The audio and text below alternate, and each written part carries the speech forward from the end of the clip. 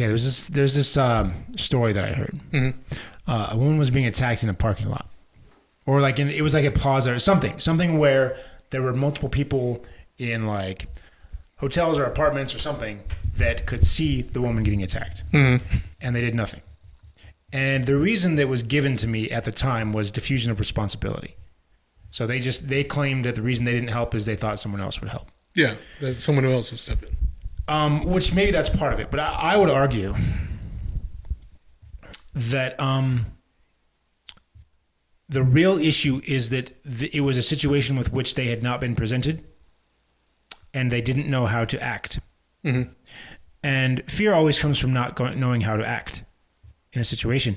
But there's, importantly, something that I realized as I thought through this is that I wouldn't be surprised. I don't know how I wouldn't be surprised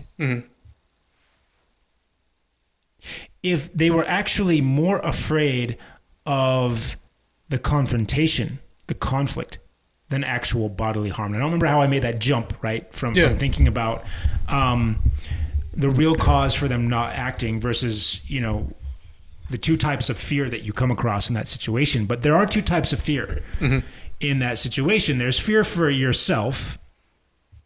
And I guess fear of how other people would perceive, right? But there's a fear of how other people will perceive you, and even the bad guy. People are afraid of being perceived negatively, even if it's a person that they despise. Mm-hmm. How weird is that?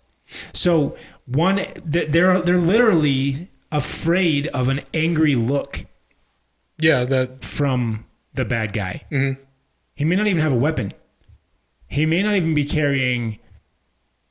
He may not even look super intimidating, but they don't want to engage with him in a manner that would make him not like them.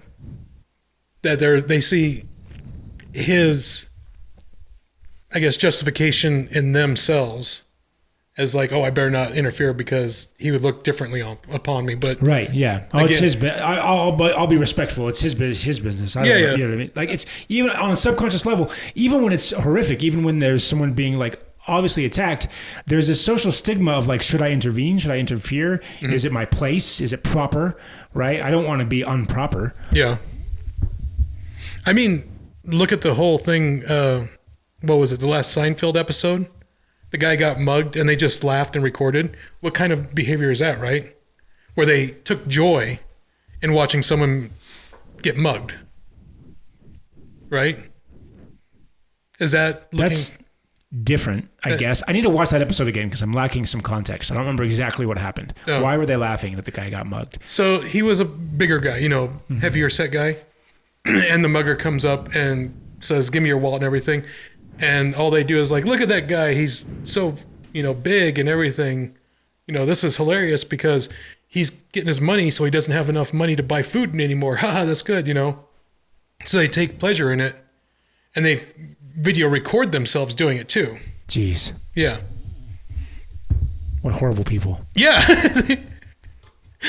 And then they go back through the whole season. They're like, oh, here's all our close friends saying we're horrible people during the trial, So it's like they were horrible people, even to each other. But I think we're all that way, and that not even to that extent where you may not necessarily be mocking the pain of another person, but there's this weird thing where we are evolved to seek the respect and adoration of our peers. Well beyond normal, beyond logic. Beyond reason, even beyond self-protection. Some people will will subjugate themselves purely out of the desire for positive reinforcement. You know what I mean? Yeah, or any type of interaction, really. They'll be like, hey, I did this for you, only for you. Will you give me praise? And even then, it's something that could be totally out of the norm, Hey, I got you. It's like, hey, it's uncomfortable. You can take it off, man. You like it. You're going against the social norm, you see. Continue. Continue. But, you know, people are like, hey, I like this certain thing. I think this other person would like this certain thing. I'm going to send them a bunch of things of what I like, and hopefully they like it too, you know? Wait, are we talking about like Facebook stuff now?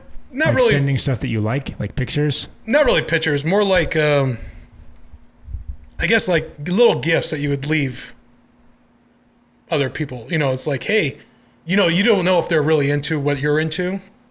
So you're like, hey, I got you this whole cheesecake, you know? And you're like, oh wait, I'm really allergic to dairy. I can't have it, you know? And then they're like, oh my God, what have I done? You know, they feel so ashamed, I guess. Would you say? So they never want to have that interaction again? Ish? Yeah. So- Wait a minute. For a while, I thought you were way off, but maybe I think you're closer now. You thought I was out there in left field, and I'm Yeah. like, look, I found this. You're like, yeah, that's it. Yeah. Yeah, exactly. I mean, that's one example, right? Where Yeah. like you do something for someone, or you say, you engage with them in some way, and the response is negative, and then you are afraid of ever engaging with you. You don't want that feeling ever again. You know what I mean? To the point where you will sacrifice yourself, sacrifice things that you want that are maybe important for you, or maybe important for your loved ones, because you're not willing to engage, because you're not willing to tolerate conflict, or have someone perceive you negatively. Or maybe it's even just like you don't go out of your way to ask someone out because you've been shut down a lot, and you're not willing to endure that rejection, even though if you were to ask, you know, again, respectfully, politely, and continue asking, you might get some game. You know what I mean? Like, by not asking, you're not allowing yourself to practice. And by not practicing, you don't ever get good. And so you kind of have to have that exposure. You have to have that pain to get good. But you're reluctant to. So to your own detriment, you avoid it because you're afraid of the stigma of the pain, right? Yeah. It's because you have that fear that's been ingrained into you before. You have the bad experiences that come back all throughout, you know, things. That does happen a lot with like people that get bullied at school. Yep. You know, they get bullied at school. Continue. But they don't want, you know, they're like, oh, I've had this negative experience. I don't want to go back there. So they leave school. Yep. So I can see that. I'm just saying yep like I know, but I don't know. But you don't know. See, you never had much of the... I was bullied, but not to the point where I didn't want to go to school. Yeah. Yeah. Not to the point where you're like, I want to just not interact with anyone. Right. You know, and I can't really say that for myself where, you know, I've been bullied, but not to the point where I'm like, I just want to go. Right. Well, I have to the point for school, but not for like life in general. Right. But again, Yeah, it's amazing, man. It's amazing how much control that can be, that can exercise over you. If I know that you're unwilling to challenge me, on the flip side of it, right? Yeah. Now I'm the accoster, the emotional accoster. you are the emotional attackee. Yeah, attacker. Yeah, attackee. Yeah. I'll be the attackee. You be attackee. Yeah. You. See, and it goes into like the whole thing about, I guess, different types of relationships too, because there's always like the dominant and the subordinate, right? Yeah, in any sexual relationship, there's there's sexual, but even like just normal people. Yeah. It's like Wait, is this your water? No, that's yours. Okay. Um, By the way, do I look like Kung Lao? you look like a very gardener friendly Kung Lao. Okay. Like, yeah. You've come to participate in the Mortal Kombat tournament, but you've also come to hang out by, you know, trim the bushes. You done good. Where were we? Sorry, I totally pulled this off. We were talking about dominatrix. Well, if your mind goes to subordinate. that, but it can happen in friendships too, you know, because there's always the person who takes the lead. Yeah. And they're like, hey, what do you want to do, you know? Oh yeah, in every relationship, right? Yeah. It does seem that way. I have one friend though. This is awkward. It does seem like in every, and it can change, right? Mm-hmm. But it does. So I have this one friend. You know him. His name's Mike. Wink. I'm like curious, it's all code. If I was to, yeah, what? Like it's all encoded. You know, his name is Mike. Wink. Remember, find the hidden code. Yeah. Yeah. So I'm curious, if I was to ask Mike, which one of us, you or I, is the dominant one? To him? Is the alpha in the relationship to him? I'm curious what he would say. That'd be interesting. Yeah. We could do a psychological thing about that, you know? Yeah. It's like, hey, who do you consider the more dominant here? Yeah. He might point to you because you have more of the business end in mind, and, you know, you have that premise in work. Oh, I don't think Mike would ever point to me. You don't think so? No. Well, you guys kind of have that thing where he's like, I agree with the business end because of the whole system thing. Yeah. But then with mine, I guess, because he likes music, right? Do you think you're superior to me, Mike? I'll be superior to you. I wonder if that's true. Rusty just has a belt and he's snapping. Wow, Rusty made this really awkward for Mike. What do you guys say now? Bend over, Mike. And I don't know if that's related. I just bend down, grab my water. Interesting, yeah.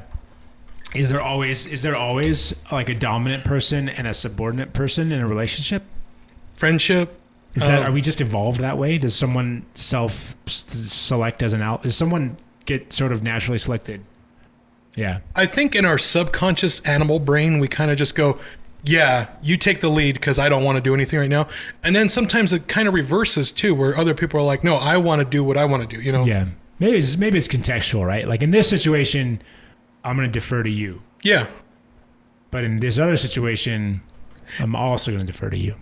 Here's an interesting thought. It could be that it's based on each personal strength that the person has, you know? That'd be ideal. Yeah. My guess is it's not actually that way, though. I mean, that would be the ideal, right? Yeah, that's but it probably really is like whoever has the biggest ball sack, right? Like that's...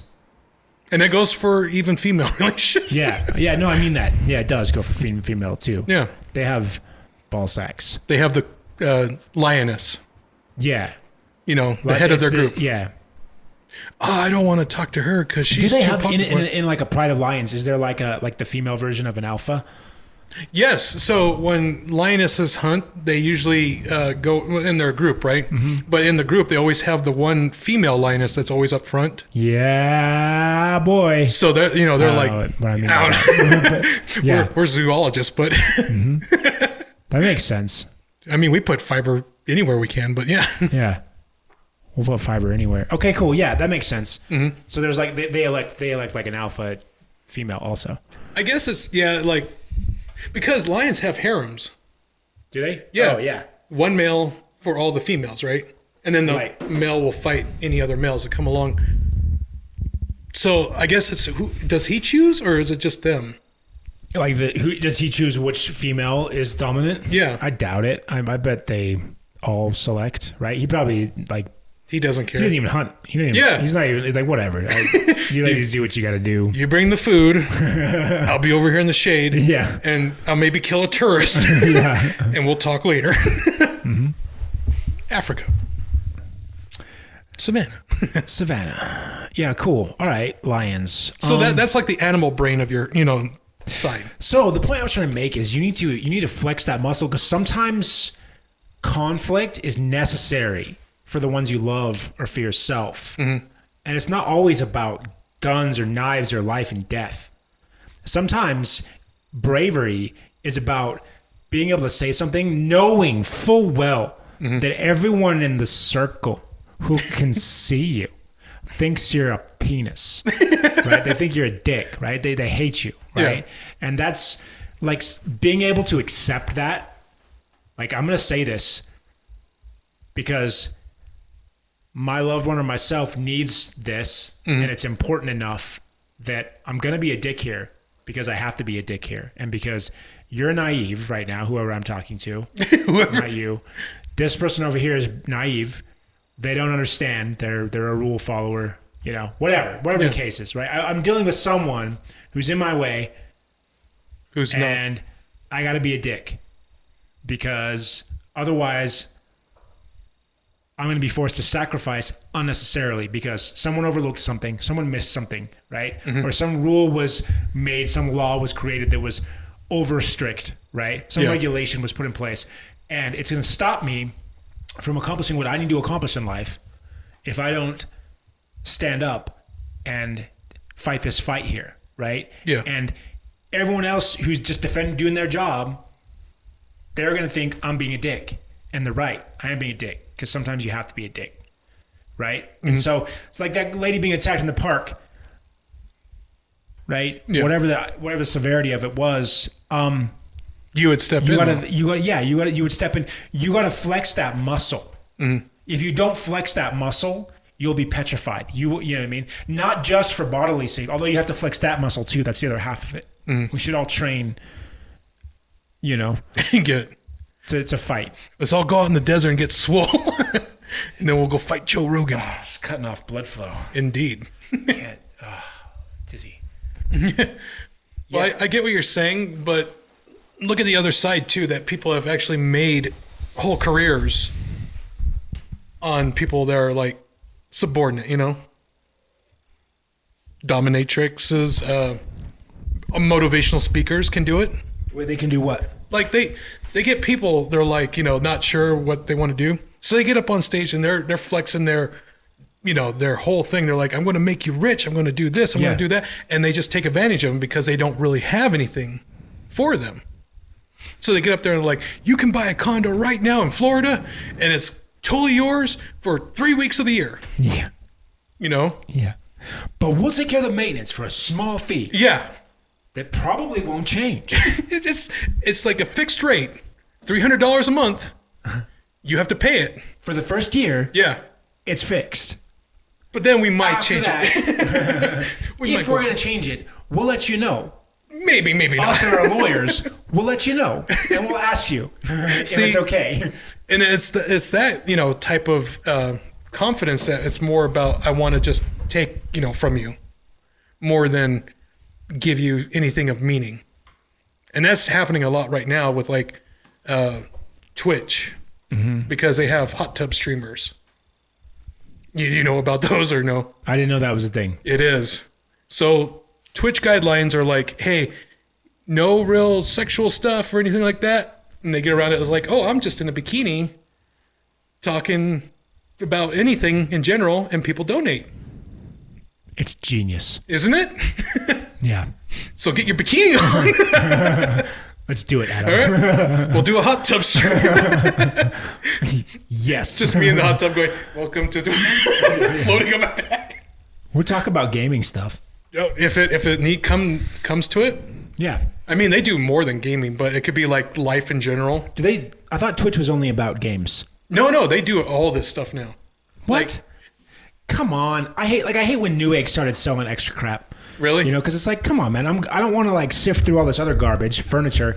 It taints the brand, in my opinion, because I think about Newegg as like all this cool tech stuff. Yeah. And now I associate Newegg with like laundry machines, right? Okay. I think it affects your brands. I think if you want to sell other stuff, create a different store.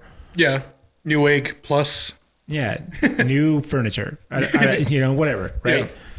Yeah. Just, I don't know. Yeah, I think it affects your brand. I think there's something to be said about brand Integrity. Homogeneity. Yeah. Homogeneity. Either identity or integrity. I think a combination of the two. But I get definitely homogeneity. I mean, when you think of like old brands that have gone out of business, Radio Shack, other stuff, you know, what were their main focuses, right? You know. Yeah, and that's fine though. I mean, that's just there's nothing wrong with starting a business that's going to fail in 10 years because technology outpaces it, right? And you can evolve along those same lines. Yeah, you can go along with technology. It's just choosing to ignore that. But if Radio Shack had suddenly started selling like, donuts, that might have worked. The point I'm trying to make is that would have been cool. Radio Shack. Come get your donuts, Yeah. Whatever. Man, something clothing. I don't know. Something else. It blends the brand. You know what I mean? And then it's like it doesn't stand out to you as the place you go to do the stuff that you love. Yeah. It's just sort of like a Walmart at that point. Well, you know what's happening with like the fast food industry because of everything that's happening. A lot of the restaurants are starting what they call ghost restaurants. So it's like a Taco Bell, but they're also making McDonald's in there too. Like because they can deliver. Yeah, it's like they're using the same kitchen, right? Yeah, but it's just one stop location. That's just weird. That scares me, doesn't it? Yeah. What about the combination like Pizza Hut and Taco Bell's, or God, what else is there? No. Stop. But it's an idea of saying it's just the color brown, Just, come eat brown. Yeah, we got brown. Brown. That's a good restaurant. What you like? Name. You like a chalupa with like a Big Mac? Yeah, on top of a pizza, and done deal. Genius. Done deal. I'm sold. Let me in. We're almost one step away from doing the whole dog food for people. Just dog chow, people chow. Yikes! That's what that is. Yep. It's literally people chow. You want your people chow? Come get your people chow. Now with flavor. Okay. What else you got? That's it for me. What else you got? Just riding the lost highway of broken dreams. Lost series of lucid dreams. Series of what? This lost series of episodes that never came to be. Just make them, forge them. It's not too late. Forge that destiny. I just float in them. Forge it. To forge it, you have to have systems. If you want to change the world, you have to build automation. You have to build programs, nanobots, and they're called systems. Each one of those nanobots cost me 23 cents. And there's 5 billion of them. Yeah. Yeah. See, that's the thing with nanobots. They're so small, they would be efficiently easy to make, right? Dude, yeah, in theory. I started watching Doctor Who. Oh. Just barely. What do you think of it? So I didn't watch the old ones. I started with Rose, so the reboot. Yeah. Kind of newish. Yeah, newish. I don't know. 2003-ish. Somewhere around there. I mean, it's interesting in the premise that he's like, hey, I'm just going to go through different different eras. Mm-hmm.